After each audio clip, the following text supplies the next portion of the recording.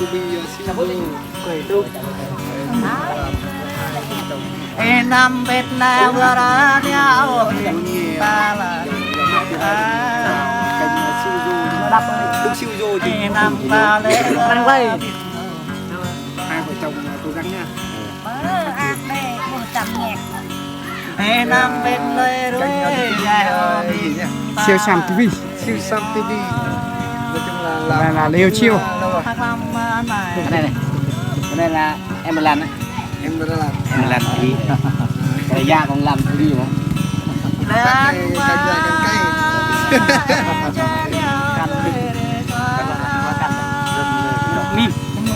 Mình bộ khoai vui em, bộ khoai đi nữa. Bộ khoai cũng gặp đi nè. Bún em được bún. Đi đâu bún? Đi đâu bún? Bộ mà hút u. Ai nam vui đợi có đâu biển ta họ người họ. Ai nam chen đợi có bỏ. Rồi đi. Nè. Nó có chả bên Ai đánh cho lê có lê ô. mẹ con hãy gửi đi Chẳng quay về cái dựng lên này ta vẫn nong cho ê chẳng về cái đẹp vô ta lạc đường mở đời ho ngọt về đây ta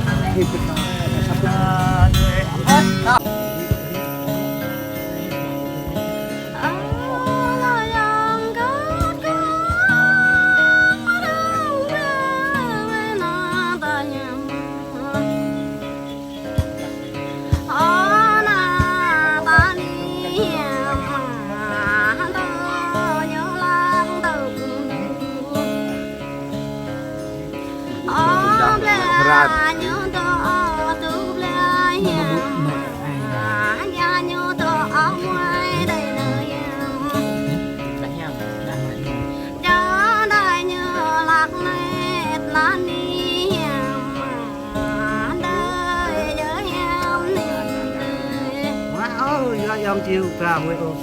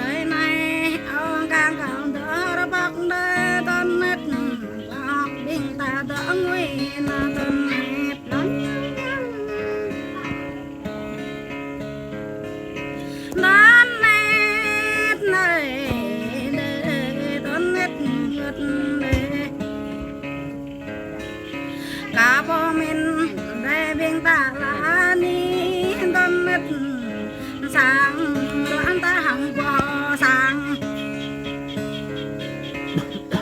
greng ra ta đang hằng qua greng la ton net sara ra ta nhung keng sara tom ra ba nuôi ra ton đất ton net ru đây bing ta chung ru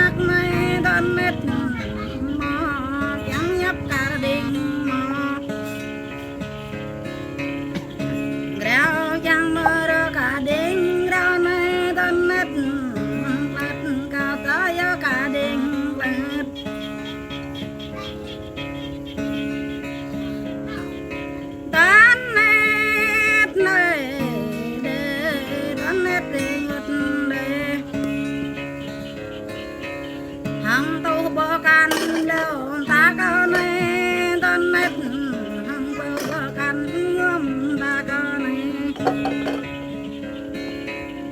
hằng yam bơ can cứ ta có này ton nét nét ta tới yêu ton nét ta càng là mà ác là nó cái là ton nét này để ton nét để ngất bờ em mơ dạ bên đan tân nét thùng đời bạn cao nào thùng ngàn đời bạn cao trường cơ ngàn đời tân nét rừng bạn cao phân bề rừng ô bè đời bạn cao lòng bề bè đời tân nét lệ lệ gió bồ cao bồ bà ôi giờ em chập tay rồi bây giờ bây giờ em ăn rồi lệ giang kê giang bố rõ là tân nét có bố là rằng ta có này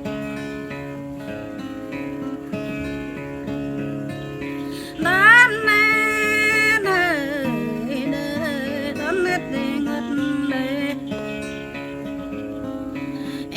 xem với em muốn ta rằng tay nha tân nét xem với tay biên tay nó